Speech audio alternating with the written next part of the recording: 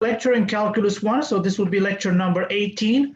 Well, I would say this is the third lecture from the fourth chapter, which concerns derivatives.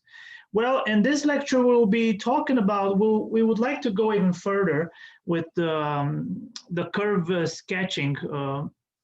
And in this lecture, we will talk about the asymptotes. So we will talk about the curve sketching with asymptotes.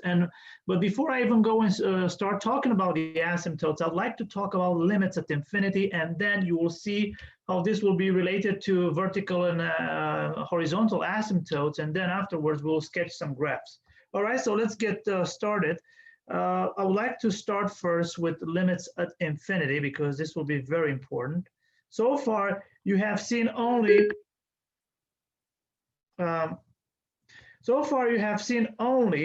limits at a finite number, right? Limits when x approaches 2, 3, whatever.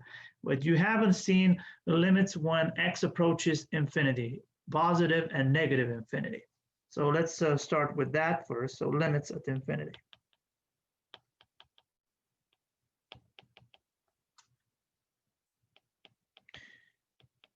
And we will do a bunch of examples here. And here I will write this in the following way. This will be written as the limit as x approaches infinity of f of x will be L. And we will understand this as, let me write it here, f of x approaches L as x increases without a bound.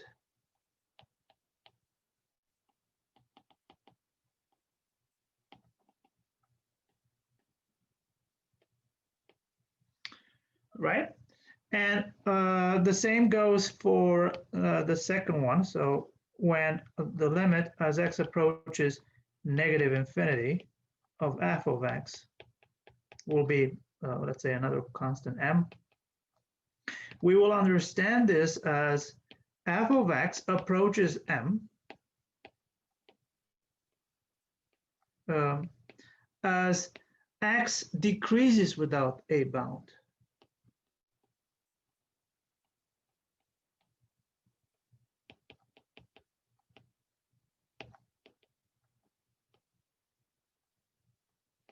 All right.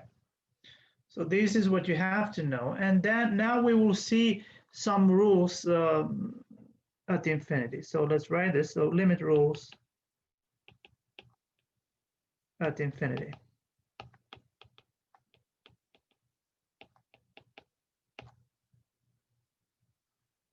Right. Now, if the limit as x approaches infinity of f of x and the lim as x approaches negative infinity of g of x exist.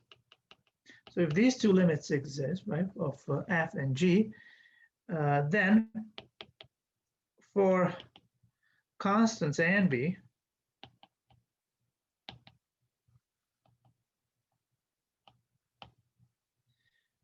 we have the following. So the first rule is linearity rule. That's what you need to know. And this will involve the following. So this would be the limit as x approaches infinity. When I say here infinity, I mean both, plus minus infinity, it doesn't really matter, of a f of x plus b g of x. This would be nothing else than just a, the lim as x approaches infinity of f of x plus b times limit of x approaches infinity of g of x. Right? Okay, now the second one, it's the product rule. So, well, usually we will have the same type of rules as we have with the finite limits. So So the product rule says the following. As you can imagine, this is nothing else than just the limit as x approaches infinity of, let me write it in this way, f of x times g of x is the same as the limit as x approaches infinity of f of x times the limit as x approaches infinity of g of x, right? Okay, so we have this so far. Now the third rule. Now we will have, the quotient rule.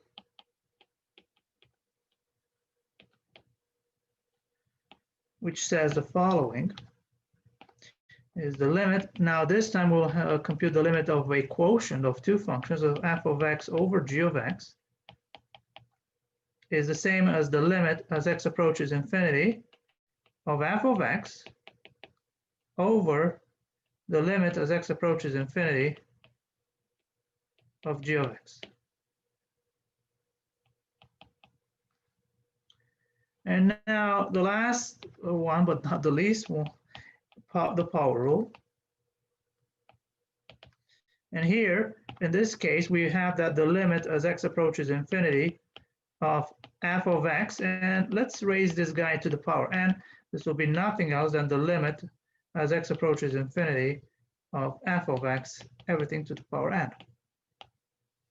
Well, similarly will be, like I said, when I say here limit at infinity, I mean both positive and negative infinity. So you can imagine that's in a similar fashion. The same rules will apply for when x approaches negative infinity. Okay, I think that's, I hope that's clear for everybody. All right, now I would like to see some special limits at infinity. So let me, I want you to look again at these rules, right? Keep that in mind.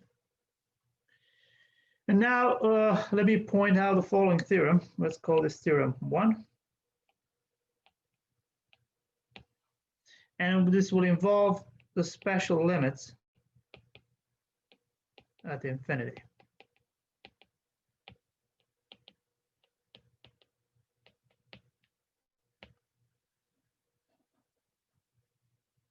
Right? All right, so the theorem states the following. So if a, if I have a constant a is any real number, and r is a positive rational number, r is a positive rational number,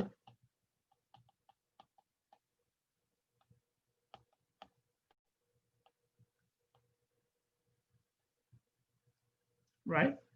Then the following is true, and let me write it in this way. So the limit as x approaches infinity of a over x to the power r, this guy will be 0. Right? For all r x, that will be positive. So this guy is 0 always. Keep that in mind. So I have a constant divided by the power function as x approaches infinity. It's clear that this would be 0. All right. Furthermore,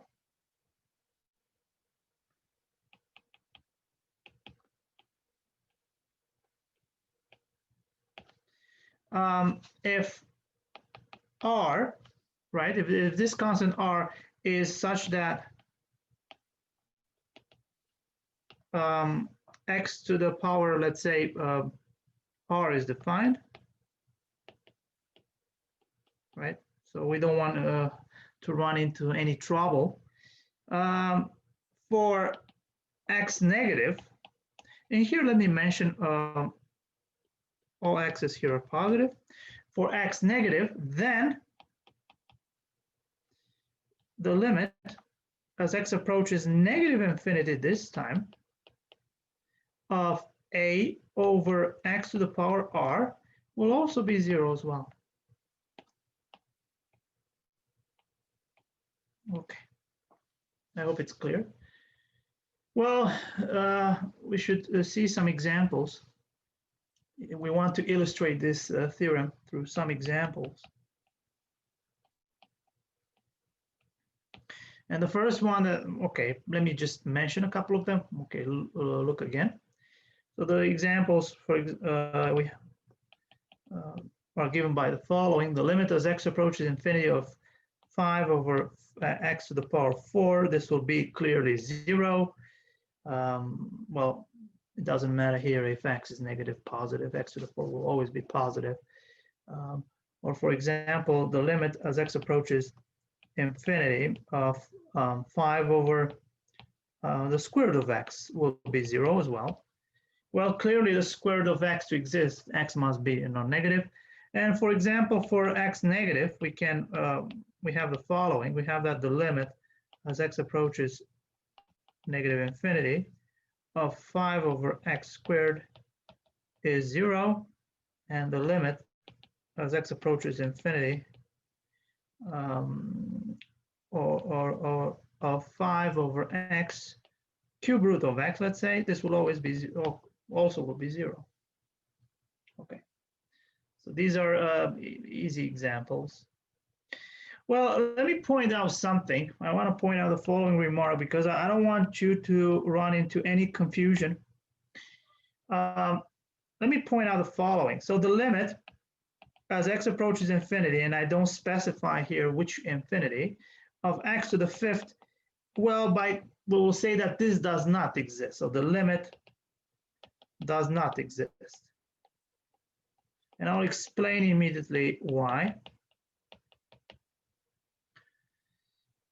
Right?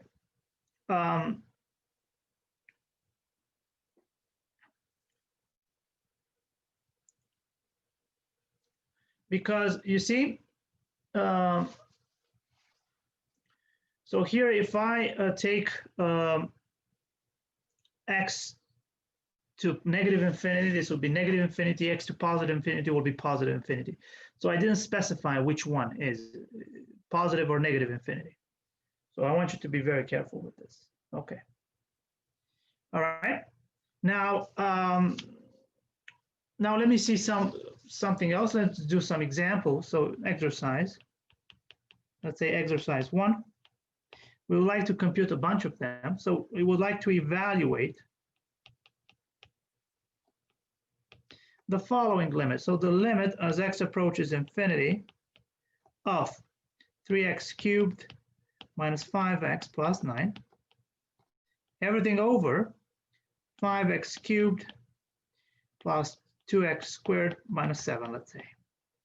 All right, I want you to look very carefully at this. You see, if I plug in x to be infinity, and suppose I assume that x is that infinity is positive infinity, then you see I'll have infinity minus infinity, which is indeterminate, but in the best case scenario, I'll have infinity over infinity, which is indeterminate, right? So I'll have this. So indeterminate will be infinity over infinity. Of course, you can apply L'Hopital rule, but anyway, we don't want to get into that yet because there are plenty of other ways of computing these kind of limits. Next lecture, in fact, I will talk about L'Hopital rule. And by the way, I would like to mention that some of you guys already use this in the midterm, which is fine by me. I didn't specify exactly what method to use. I just told you to use a method. It doesn't matter which one you use. I don't care as long as you solve the problem. So you shouldn't be restricted to any method when you solve a problem. So not in my class. As long as I'm teaching anything, I will not tell anyone to use a certain method to solve a problem. That's against my own teaching code. Okay. Now, but we would like to stick to more elementary methods. So we haven't learned the L'Hopital rule yet. Next lecture, that will be when we will deal with it. So we will try to avoid it as much as we can. Well, I will avoid it, totally avoid it in this lecture. And now let's look at this guy. You see, I have a fraction here. This is in fact, is a polynomial, a rational function. And you see at the top, I have a degree 3, a cubic function, and then on the bottom, I have also a cubic function. So the The two functions on the top and the bottom, they have the same degree. All right, so let's mention this a bit before let's point out this thing. So the highest degree term, let's say,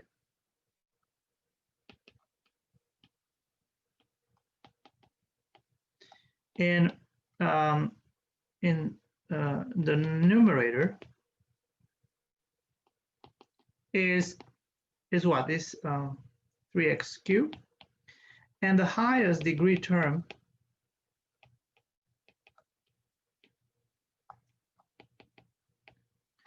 in the denominator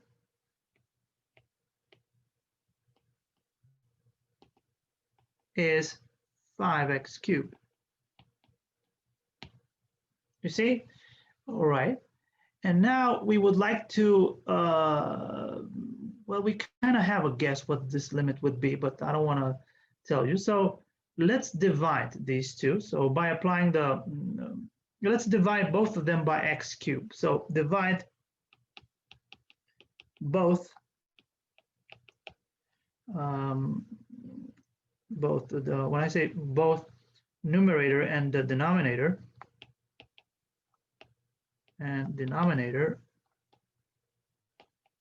by x cubed. And we're going to have the following. So we have that the limit as x approaches infinity. In fact, let me call this L so that I don't want to write it again. So this will be L, will be nothing else than just the limit as x approaches infinity of, let's see. So let me write this big fraction here. So we're going to divide both of them by, so this will be 3x cubed minus 5x plus 9, everything over x cubed. And the same thing I'm going to do on the bottom over x cubed. And this would be, now if we do the computations, this would give us the limit as x approaches infinity of, on the top we have 3 minus 5 over x squared plus 9 over x cubed. And here I have 5 plus 2 over x minus 7 over x cubed. And this would be equal to, well, if will be the limit of the quotient is the quotient of the limit. So this would be the limit as x approaches infinity of 3 minus 5 over x squared plus 9 over x cubed over limit as x approaches infinity of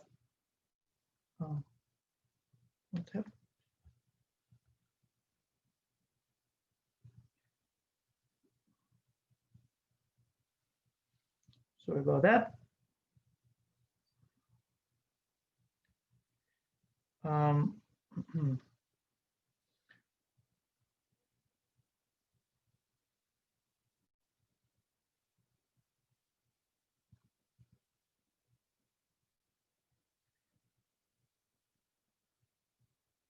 So we'll have the following. That's strange. All right, so we go back to our limit. So this would be the limit as of 5 plus 2 over x minus 7 over x cubed. All right. As you can see, the limit of the quotient is the quotient of the limit, right? And now we're going to compute each and every one of them. So now we applied here the quotient rule, right, in the last step. All right, so this would give us, well, this will be 3 minus 0 plus 0 over 5 plus 0 minus 0, so which is 3 over 5, and that's it. Pretty simple. As you can see, this is what happens. So if you look at this, if we look closely, yeah, if I have the same degree here on the top and the bottom, usually the limit will be the ratio between their coefficients. Anyway. All right, now let's evaluate some other limits. So let's do another exercise. I think it's pretty clear, this one. So exercise 2, evaluate the following limit. So the limit as x approaches infinity of the square root of 3x minus 5 over x minus 2. Okay.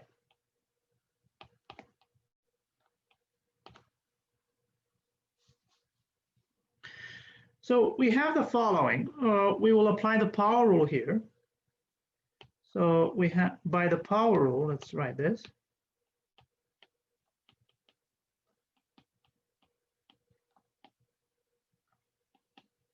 By the power rule, we have that the limit as x approaches infinity of the square root of this guy, let me write it in this way, 3x minus 5 over x minus 2.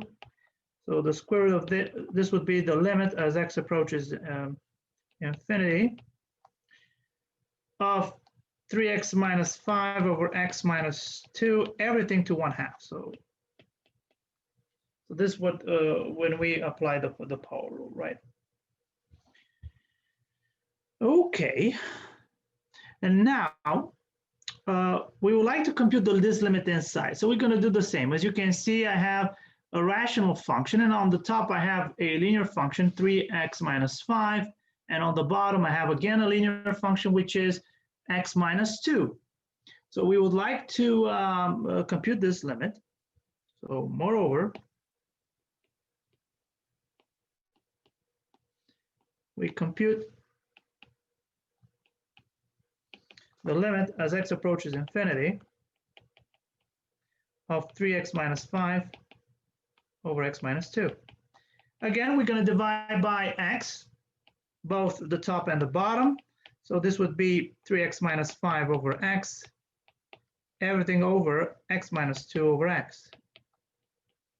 And this would be the limit as x approaches infinity of, well, on the top we have 3 minus 5 over x, and the bottom we have 1 minus 2 over x.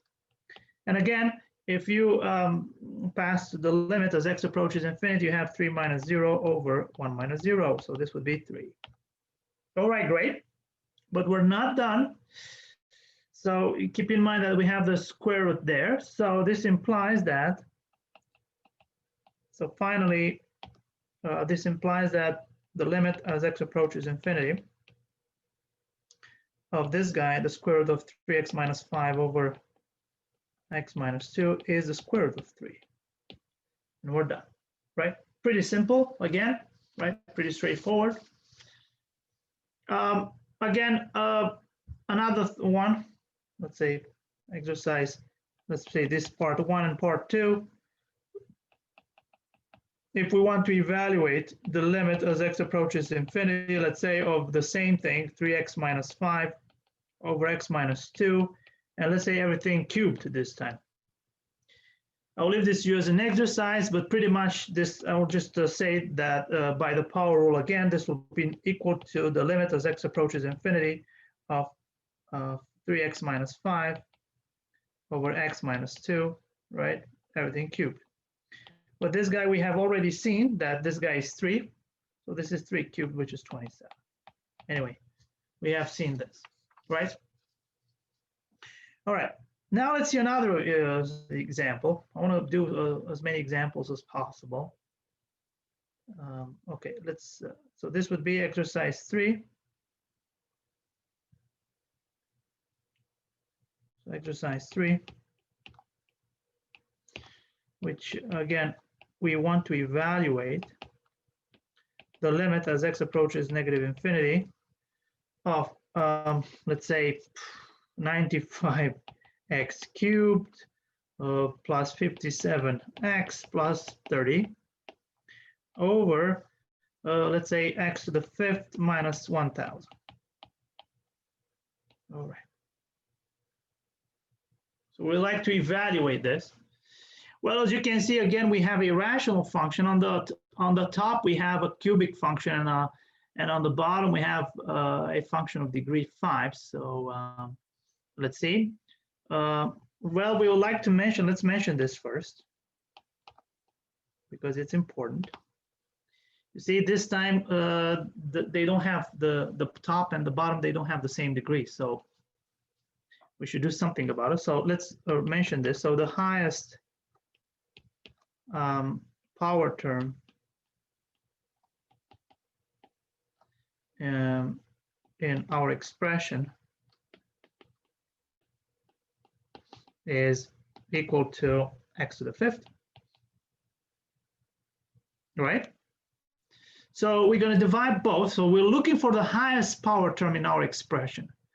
You see on the bottom I have degree 3, so on the top I have degree 3, on the bottom I have degree of 5, and I'm going to divide by the highest degree. So that's what I'm going to do. So divide both numerator and denominator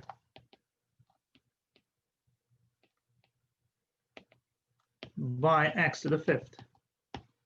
So we have that.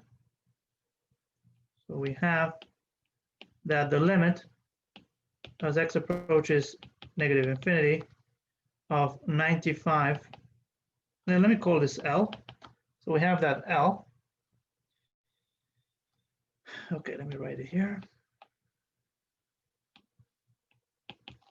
Is the limit as x approaches infinity,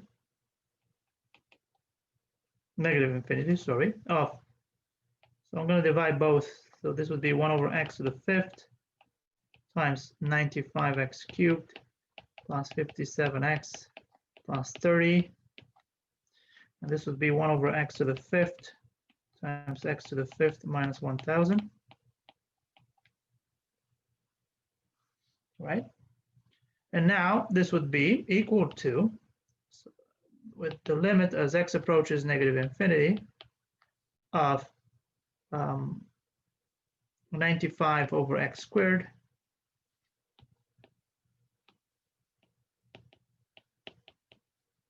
write it in this way, plus 57 over x to the fourth plus 30 over x to the fifth, right? We have this, everything over 1 minus 1000 over x to the fifth. So this would be equal to, if we look here, well, as you can see, as x approaches negative infinity, x squared will be infinity. So again, this will be 0. So 0 plus 0 plus 0, everything over 1 minus 0. And this would be 0. And that's it, right? So it doesn't matter if the degree of the functions on the top and bottom are different. So you can do the same thing. The only difference is that you divide both the top and the bottom by the highest power term in the expression, which in our case is x to the fifth, right? Okay. Now I would like to veer towards something else, and I would like to talk about vertical asymptote. I want to see what this is, and I would like to I would like you to see why is this important for our purpose. So the line x equals c, right? This constant c is a vertical asymptote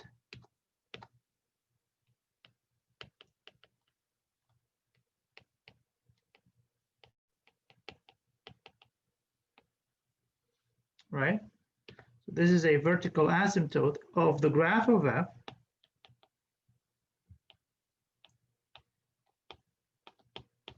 right? If either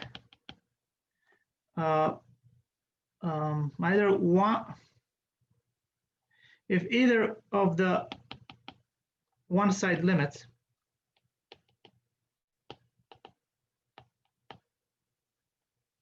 I'm going to write them in this way. So the limit as x approaches c from the left of f of x, or the limit as x approaches c from the right of f of x is infinite.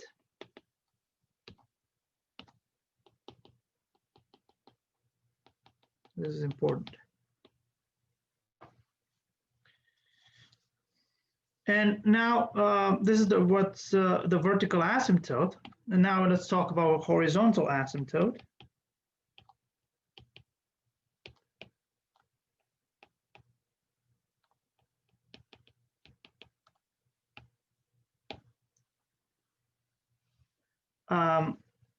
The line y equals L, right, is a horizontal asymptote.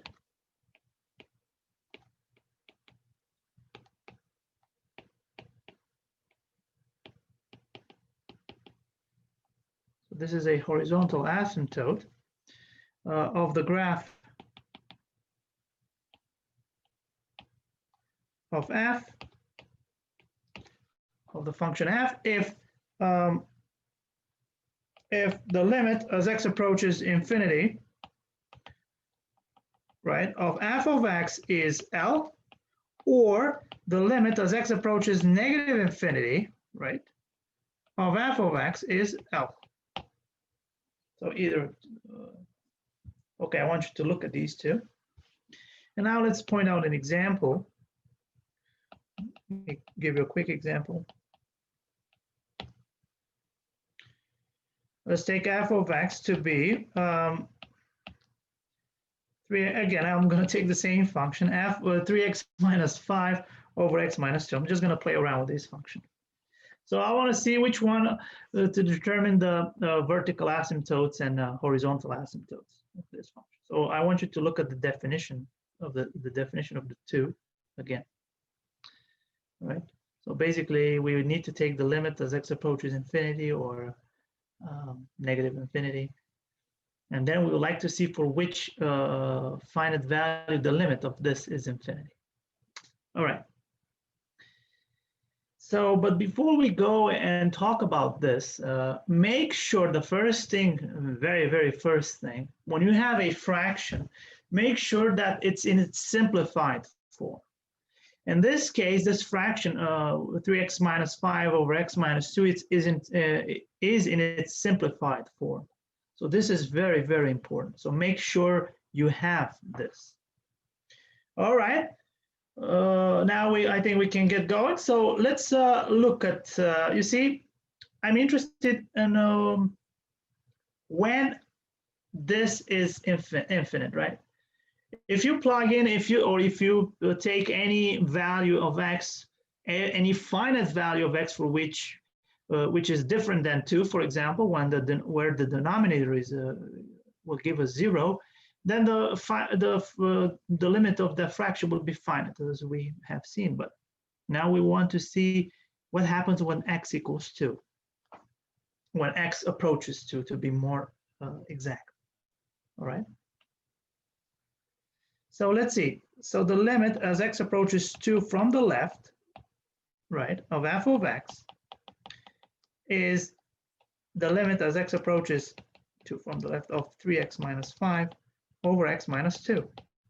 And this guy here, if you look, and now we're going to plug in.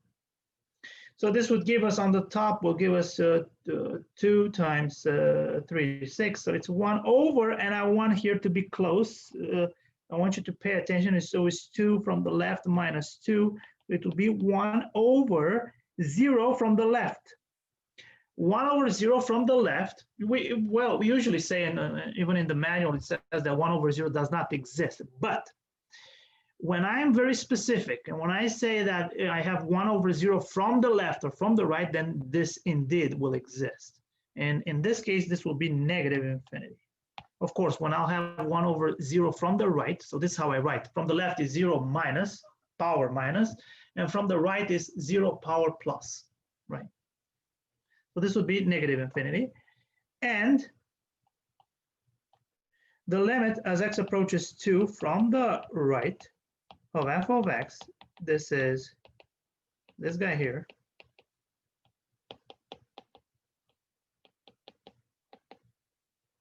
So So again, it's 1 over 2 from the right minus 2. So it's 1 over 0 from the right, which is positive infinity this time, right? So guess what? We can definitely say at this point, so in the first case, we can say that the graph is moving downward, right? And in the second case, when x approaches 2 from the right, the graph is moving upward. So we can say that x equals 2 is a vertical asymptote.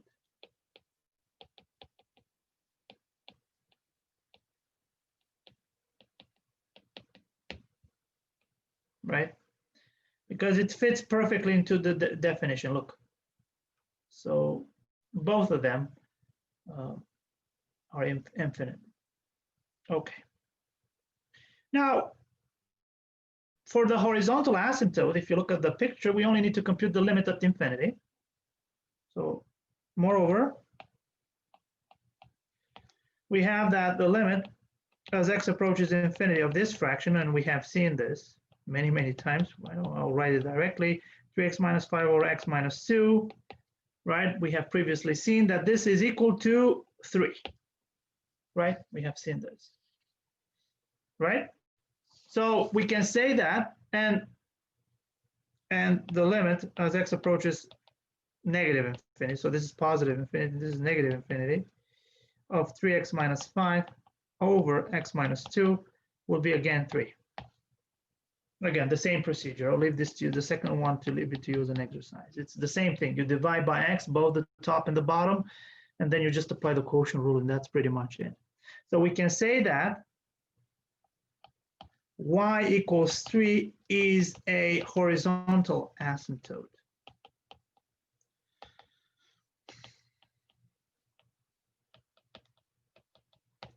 So we have x equals 3 is a vertical asymptote, y equals 3 is a horizontal asymptote.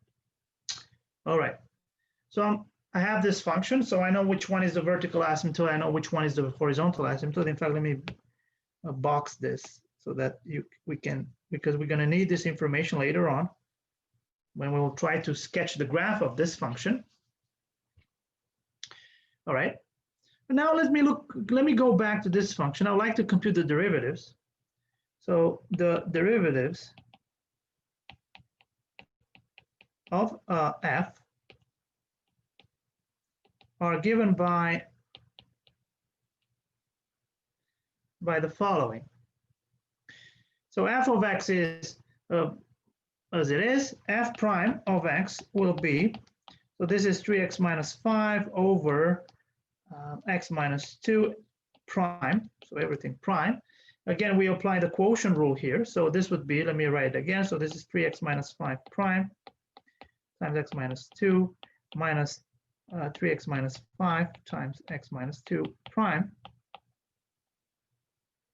Well, everything over x minus 2 squared. So this would be equal to 3 times x minus 2 minus 3x minus 5, everything over x minus 2 squared. And this would be equal to, we do all these computations here, so this would be negative 1 over x minus 2 squared. Okay. Now the second derivative, f second prime of x is f prime of x, everything prime, so this would be negative 1 over x minus 2 squared prime.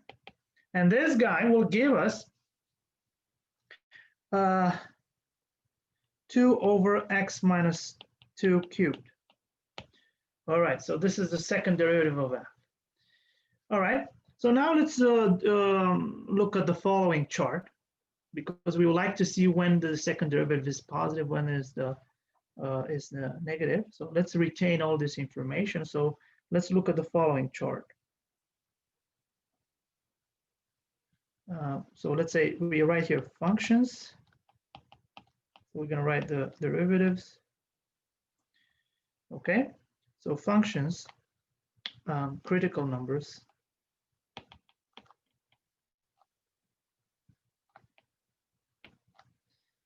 and conclusions, let's say. Okay. So the function f is 3x minus 5 over x minus 2.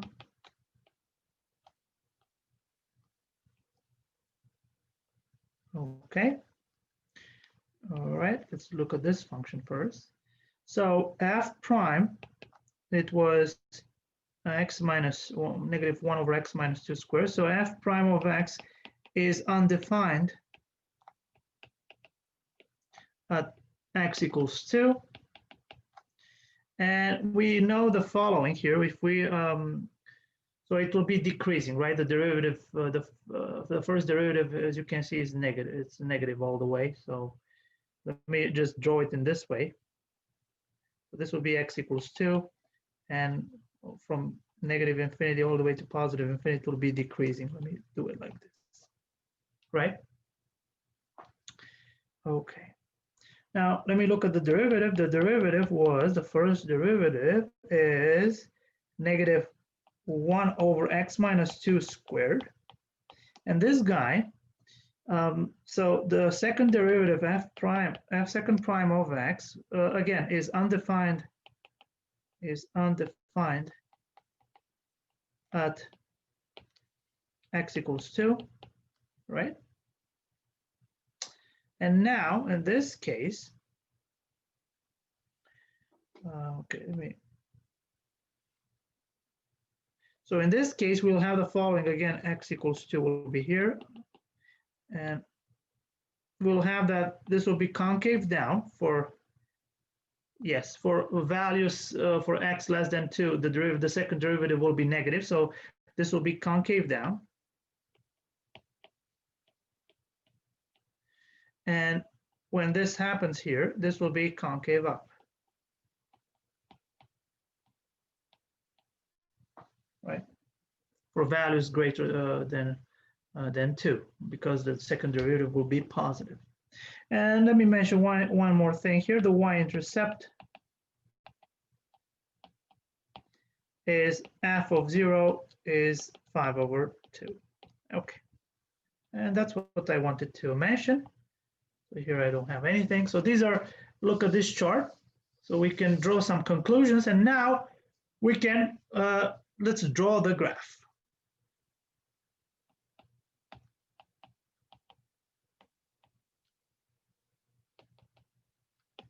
The graph of f. Okay, let's do it. And let's retain this information. I want you to look at this information again.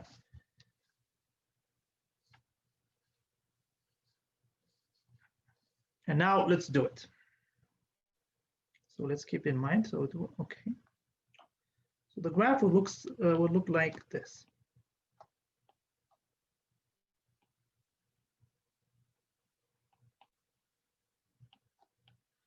And now we have that x equals 2 is a vertical asymptote. In fact, let me draw it with the red.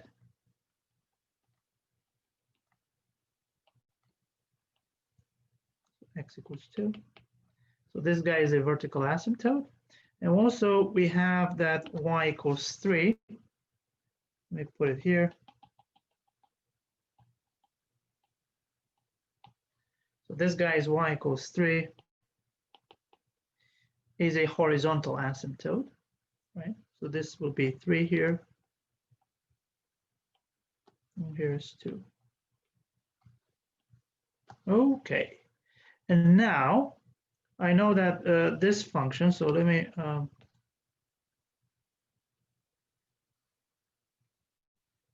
okay, here it will be like this, the graph. So I know that on this portion will look like this. Right? And on this portion would look like this. So it will go through, let's say here on this point, y-intercept 5 over 2. It has to pass through this point. So it will go, ouch. No, that's not okay. Let me do it like this. So it will go like this. Right? So this is the graph of the function. As you can see, it respects all the properties that we have talked about. And let's keep going here. This is how you draw the graph of 3x minus 5 over x minus 2. All right, now let's do another example. I told you we're going to do a bunch of examples today. In fact, and then you will have some other examples in the lecture notes. All right, let's do one more. So the second example.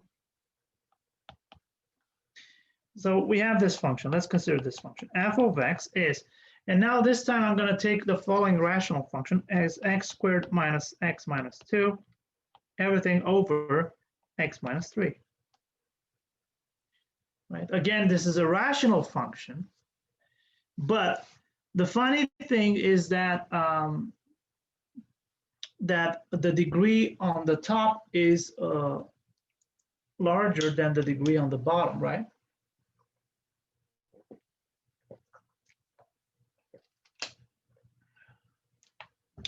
So let's see.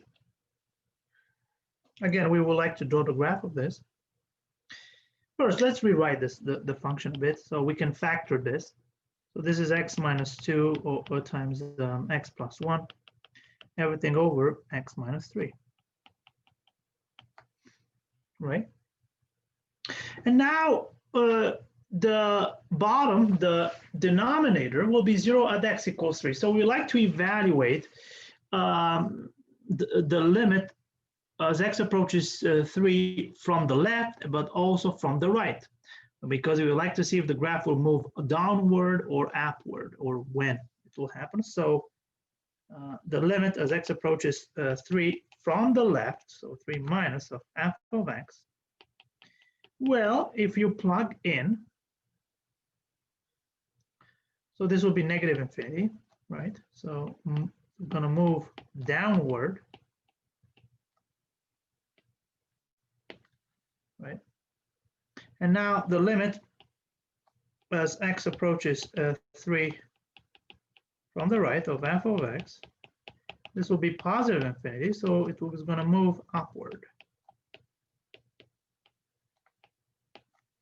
So x equals 3 is a vertical asymptote.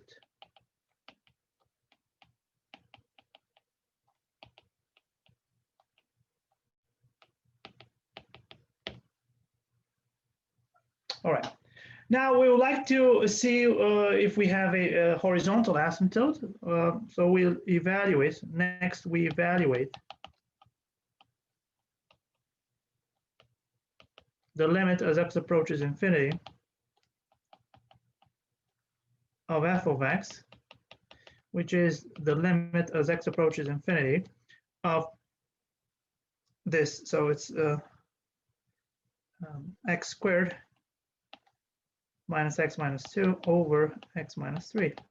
Again, as we have previously seen, we'll divide by the term in the highest power, which is x squared, on both the top and the bottom. So this would be the limit as x approaches infinity of, okay, I'm going to write it like this, 1 over x squared times x squared minus x minus 2, everything over 1 over x squared times x minus 3, which this will give us.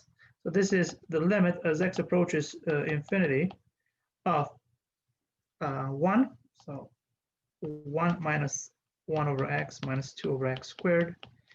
And here we'll have 1 over x minus 3 over x squared. And this guy will give us, well, guess what? It will be 1 over 0. And pay attention, it's 1 over 0 from the right, which is infinity. Positive infinity, right? Again, the same thing. If I have the infinity from the left, from the right, it will. So we can say that. So, okay, let me retain this information. So x equals 3 is a vertical asymptote. And now I can say that. So y equals 1.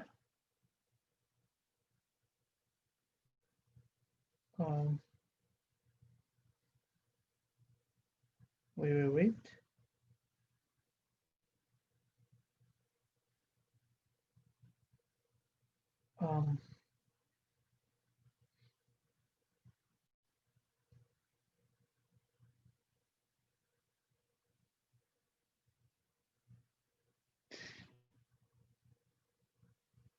So y equals 1 is a horizontal asymptote.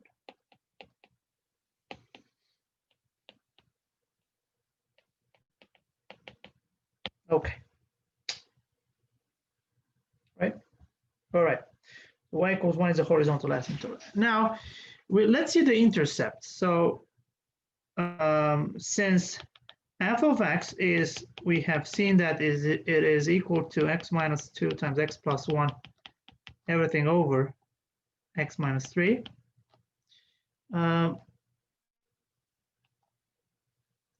It follows that the x-intercepts are at, so at 2, 0 and negative 1, 0. Right? And now next, let's compute the derivative. So now we evaluate the derivatives of f. So f prime of x is, well, is x minus 2 times x plus 1, everything over x minus 3 prime. And again, we can apply the quotient rule here, right? So this would give us, oh, the quotient rule and the product rule, but both at the same time. Ooh, so this would be, let's write it in this way, x minus 2 times x plus 1, everything prime, times x minus 3, minus x minus 2 times x plus 1, times x minus 3 prime, everything over x minus 3 squared. And now, whoa, let's see. So this would be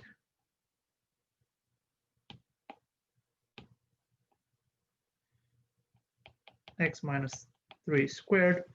So this would be, and now in the first one, we will apply the product rule. So we will have the following.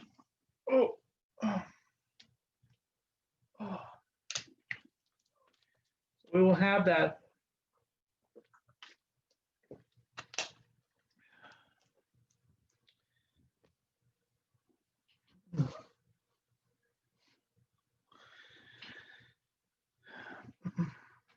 so we have that, let me write it in this way, x minus 2 prime, x minus 1 plus x minus 2 times x minus 1 prime times x minus 3, here's the derivative, minus x minus 2 times x plus 1, and x minus 3 prime is 1. Okay, let me put it here. And now once we deal with all this mess, this would give us, after some computation, so this would be x minus 1.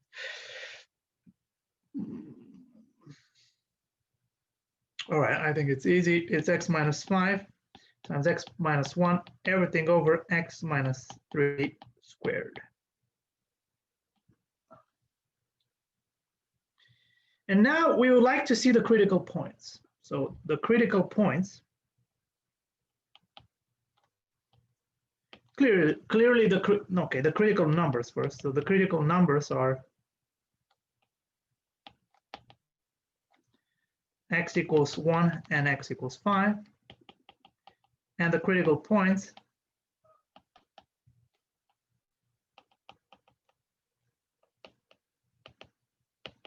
are,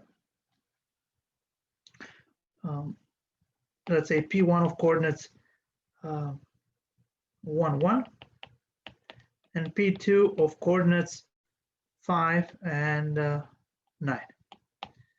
All right, so these are the critical numbers. So let's retain this information as well. So the critical numbers and the critical points. All right. And we know that x equals 3 is an asymptote. That's let's keep this in mind as well. Also, x equals 3 is an asymptote. Right, it's a vertical asymptote. We keep this in mind. right? We have seen that. Anyway, we don't have to, in fact, no, I don't need to be redundant. Okay, so I computed the first derivative. Now I would like to see what happens with the second derivative. So the second derivative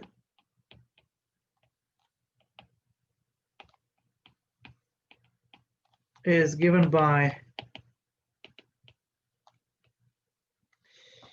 so f second prime of x will be, oh my. So it will be about this guy, x minus 5 times x minus 1 over x minus 3 squared prime. And this guy, after some computations, so let me check my notes. I'm not gonna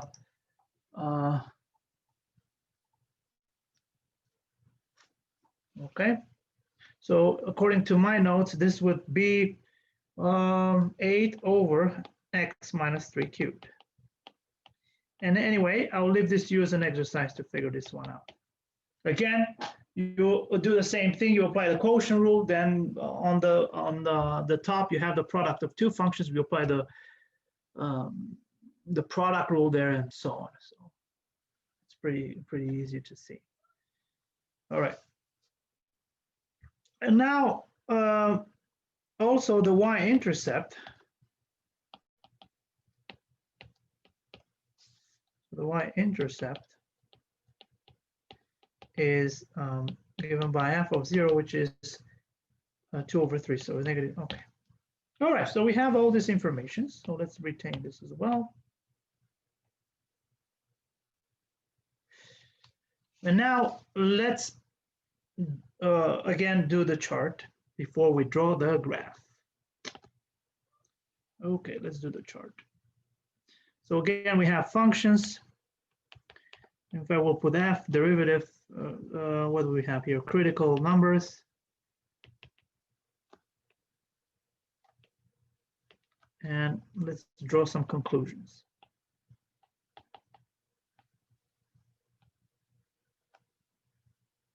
In fact, let me write. Ouch.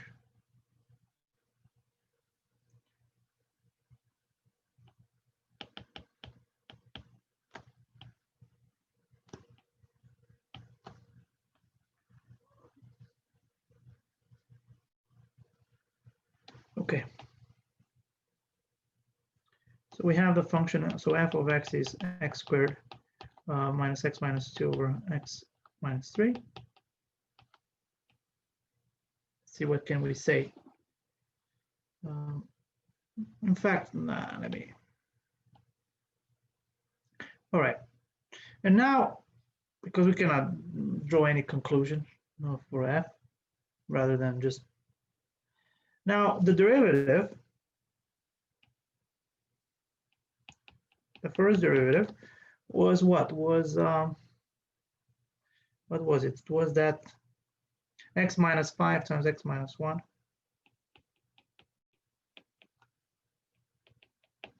everything over x minus 3 squared. So this is x equals 1, 5, and 3. And now we said that this is increasing and decreasing.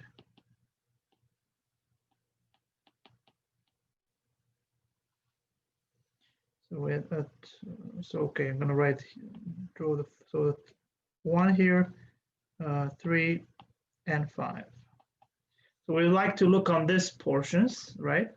So this on this portion will increase, then on this will decrease, and then from 3 equals 5 again will decrease, and starting from 5 to infinity will increase.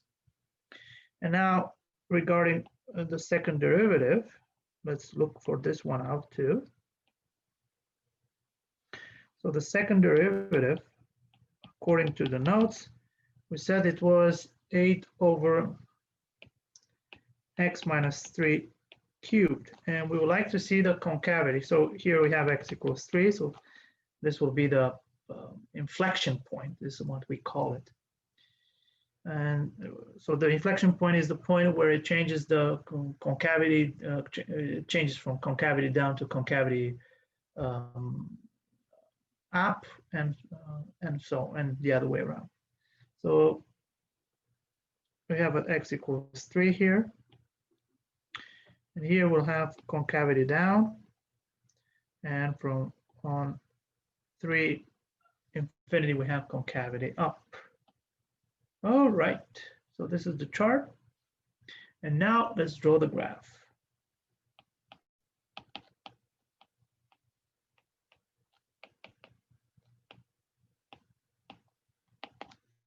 Okay, let's do it. Okay, I'm going to draw a big one.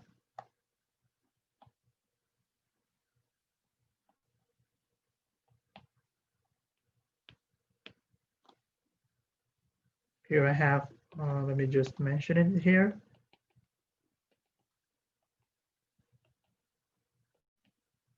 X equals 3, so this will be the vertical asymptote. At some point here I have my the point 1. This is 3 here. This is 1. Say, and also we will have this point here 5 and 9 of coordinates. This will be 5 here, and let's say this is 9 here. So this will be of coordinates 5 and 9. We said that.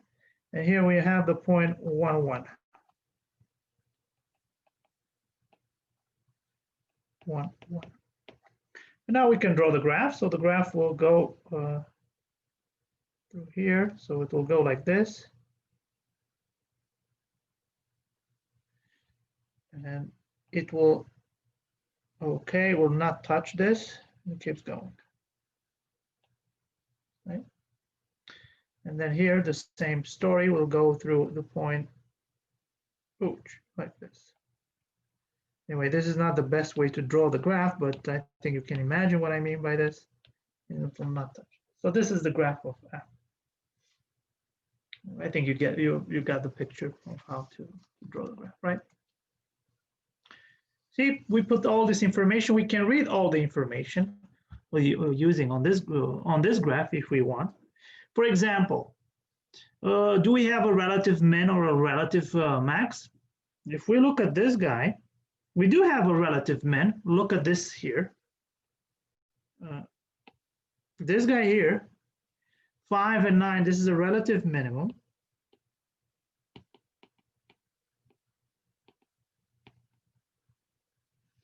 And if we look at this guy here, 1, 1, right?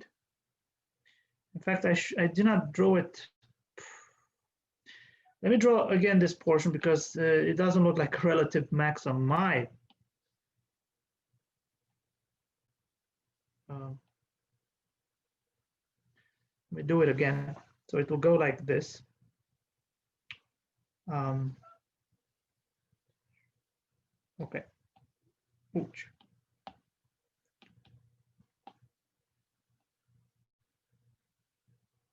Okay, at this point, and it goes down. Okay, that's more like it. Okay, that's perfect actually.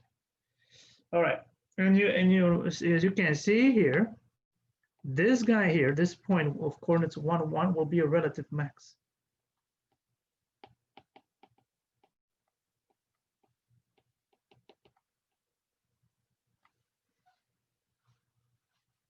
Right? All right, so this is how we draw the graph of this. And now we would like to talk about something else. I would like to veer the discussion to vertical tangent and cusps. Okay, look again at the graph. You see, this is how we. Okay. Now let me talk about vertical tangents.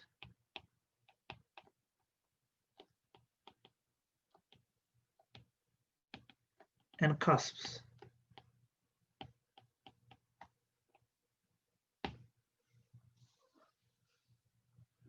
All right. So the story goes like this. So suppose that a function f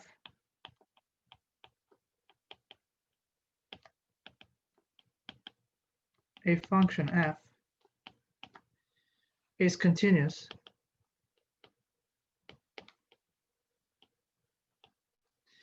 at the point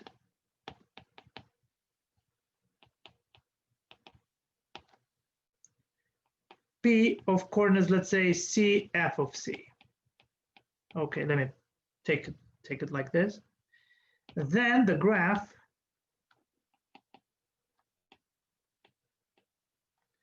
of f has a, and let's say now a vertical tangent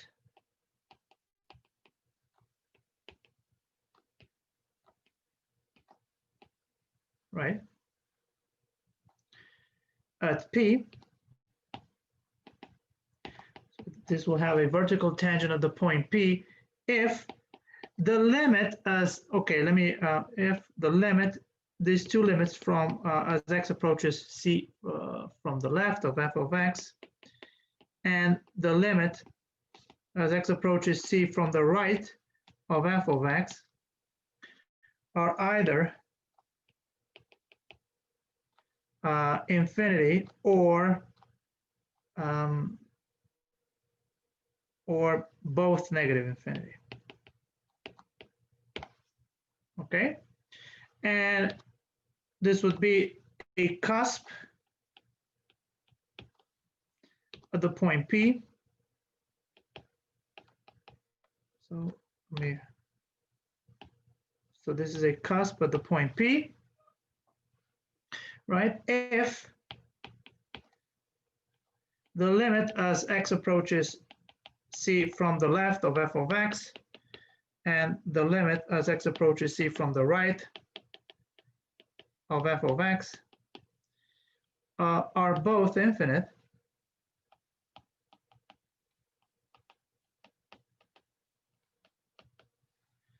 with opposite signs. This is important.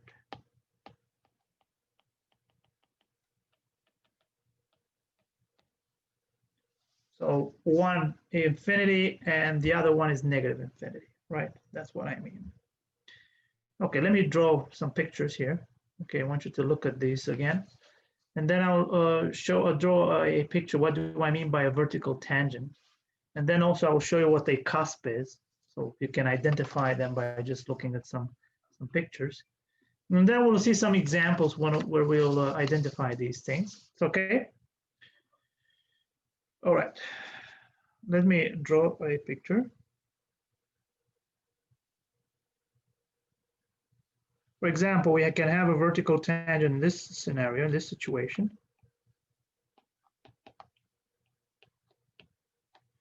So we can have something like this. For example, the graph will go, let's say I have here a vertical asymptote, right? I have a point, so this is x equals c, and that I have the point f of c and c, right, of coordinates. So the graph will be something like this. Ouch.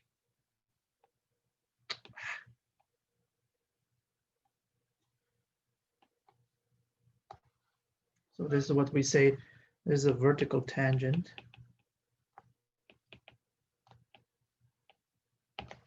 Right, and we can say that the limit as x approaches c from the right of f prime of x is infinity, and the limit as x approaches c from the right of f prime of x is infinity.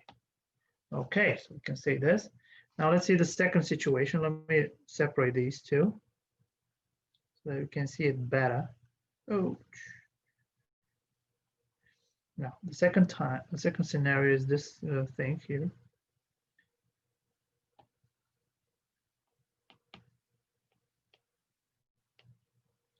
Okay, so let's just say we have the other way around. So let's say we have here again point C. So we have x equals c as a vertical asymptote. And now let's say we have here the point of coordinates c f of c. And now I'm going to draw it like this. Right, so this would be a vertical tangent again.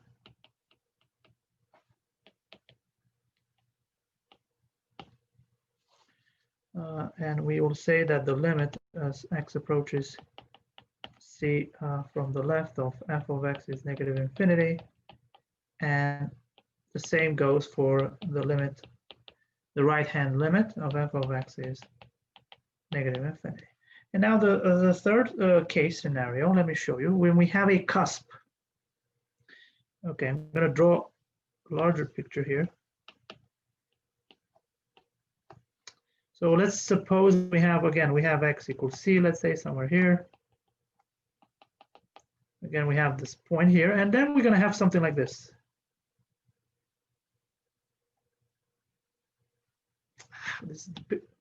I'm not drawing nice pictures though, but this is what happens when this is a cusp, right? As you can see here. So here you can see that, or let me write it here. So this is when we have a cusp.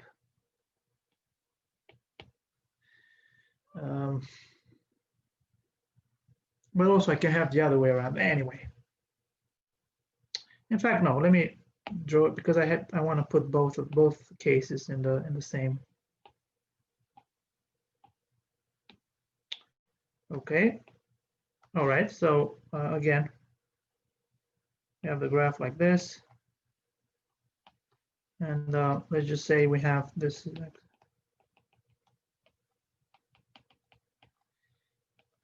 x equals c, and let's just say we have a point here, and the graph will go like this. All right, that's great. And now we have here, we said we have a cusp. So in this case, the limit as x approaches c from the left of f prime of x is infinity, and the limit as x approaches c from the right of f prime of x is negative infinity. It changes. So this is when we have a cusp. And now, of course, we can have the same scenario as here. So let me just show you. Again, we have, let's just say, x equals c. Again, we have this, let's say, a point here, but it will go this way around. Again, we have a cusp. And in this case, we'll have that the limit as x approaches c from the left of f prime of x will be negative infinity, and the limit as x approaches c from the right, of f of x will be positive infinity. Okay, so these are the 4 scenarios that we can have. Perfect, right? The vertical tangents and the cusps. All right, perfect. At this point, we can do an example, and then maybe in my notes, I think there are other examples, but for the economy of the time, I don't want to do all of them. I'm pretty sure you can do them by yourself, but I'm just going to do one of them. So let's do the following example.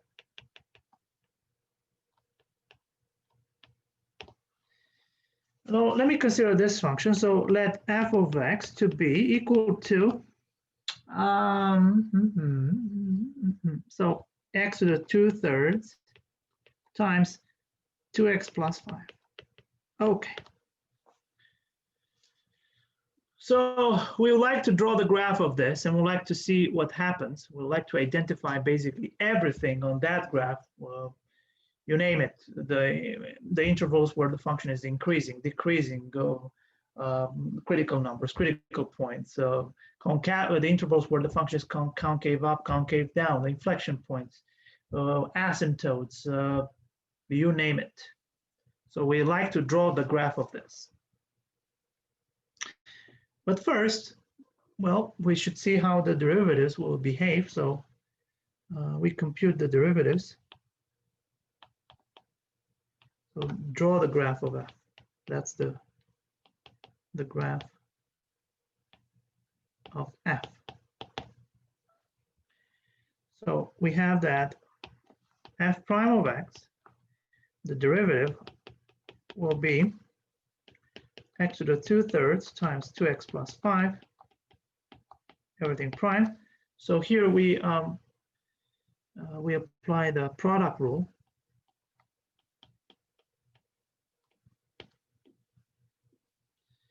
This will be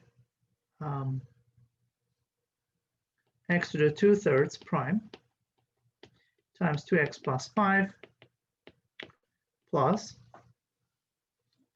x to the 2/3 times 2x plus 5 prime, right, by the product rule.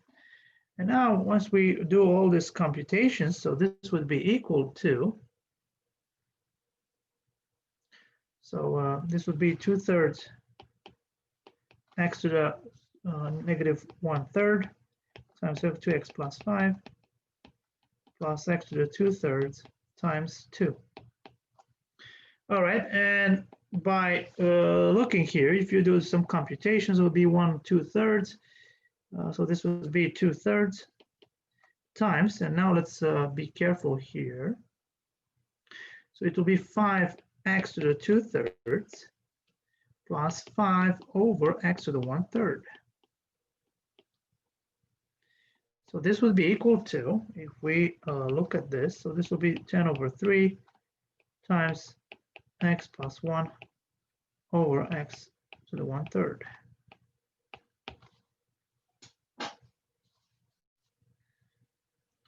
So we can say that f prime of x is infinite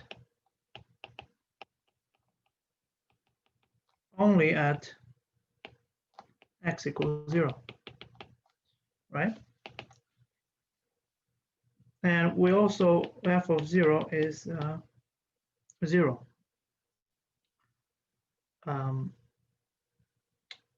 And now, if we look at the limits, let's look at the limits when x approaches 0 from the left and from the right. So the limit as x approaches 0 from the left of f of x, of f prime of x, sorry, is negative infinity, right? It's quite clear to see that. And anyway, I'll leave it to use an exercise to figure this one out. And the limit as x approaches 0 from the right of f prime of x, this will be infinity. So we can say that there will be a cusp on the graph of f at 0, 0. So, and thus, there will be a cusp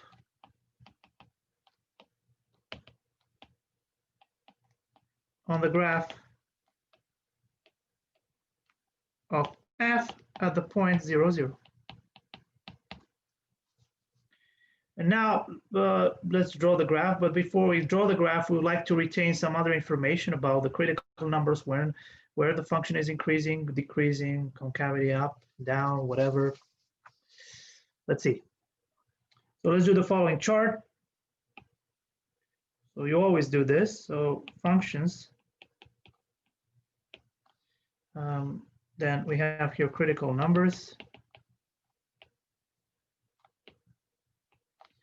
And then at the end, we have conclusions.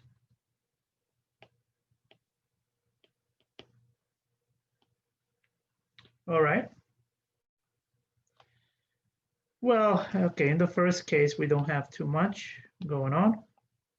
So I'm just going to have the function f of x, which is x to the 2/3 times 2x plus 5. So we cannot say anything conclusive about critical numbers. No problem, but we can definitely say something about the derivative. So f prime of x, which is 10/3 times x plus 1, everything over x to the 1/3.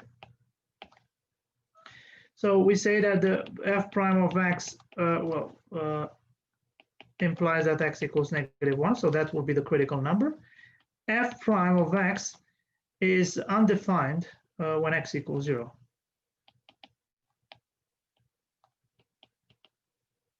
At x equals 0. And now let's see what conclusions can we draw from here. So we have here -1, and we have also 0. clearly the derivative on the interval negative infinity, -1 will be, the first derivative is positive, so the function will be increasing. And also between -1 and 0, this would be negative, so the function will be decreasing. And then finally, when x is greater than 0, then the derivative again will be positive, so the function will be increasing again. All right, no problem. That's good. And now let's look at the last, so the second derivative. Let's see. So the second derivative of this guy, oh my God. We have to compute it. Shoot. Anyway, I'm going to look at the notes. I don't want to lose time to compute the derivative.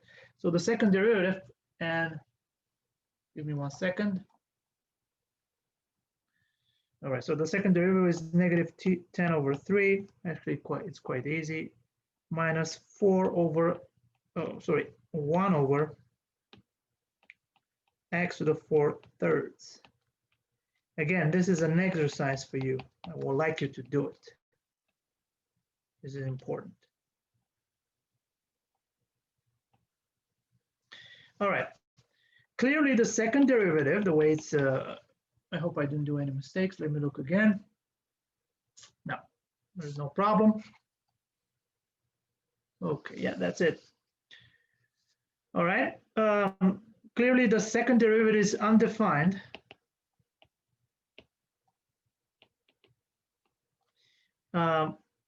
At x equals 0. And now here we go. Want to see, so we have here 0. And let's see, so on the interval -infinity 0, the derivative, the second derivative will be negative. It will be concave down. And on x positive will be again negative. So concave down. Wow. Okay. Now let's draw the graph.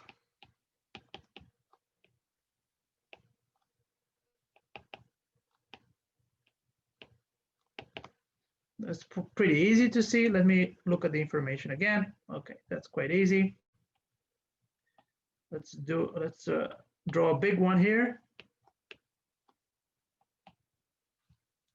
We have the point here, -1. Here we said that we have a cusp at 0, 0. And here we have the point 3. So it will go, and here we have the point right of coordinates. So it will go like this. Then it immediately, ouch. And it will immediately go down to 0, 0, and then we'll have something like this. Both concave down. So this is where the cusp is. Let me mention this. All right, so this is the graph of F.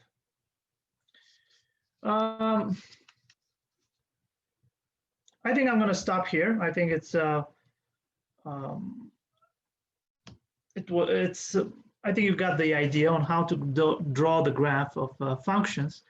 In my notes, if I look, there is another example of a function. I would like you to look at my notes. There are 2 examples, so I just did the first one, but there is another one. And it's pretty similar to this one. And yeah, I think this is enough for this lecture. So now you know how to draw a graph of a function. You know how to identify the asymptotes, the vertical, horizontal asymptotes. You want to see what is you have seen what is a vertical tangent or a cusp. Also, next time I will veer towards something else because some of you already know this, but anyway, I'm gonna do it. So next lecture will be devoted to computing limits of all kinds, and we will learn this new technique which is called the L'Hopital rule. It's a very it's an amazing rule. Basically, you just have to compute derivatives, and that's pretty much it, and you keep going. And after that, there will be another lecture where I'll discuss some applications in real world. I'd like to see some optimization problems in physical sciences, engineering, economics, and business. Why not? So that you will see some real world applications of derivatives. All right. Thank you very much. I'll stop here.